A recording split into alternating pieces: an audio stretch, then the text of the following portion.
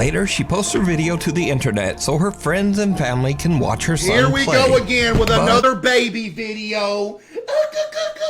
Ghost in the corner. There's a ghost in the corner. I see a ghost in the corner. In the corner, the ghost, okay? There's a ghost in the closet. And then everybody's supposed to believe it. Bro, don't nobody care what a little 2-year-old kid got to say about a ghost. Again, this goes back to a situation of these kid ghost videos.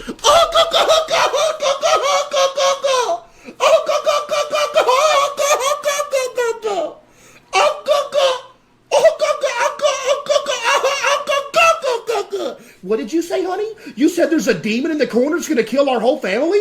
No way! Like, you don't know what the kid's talking about! The kids don't even know what he's talking about, bro!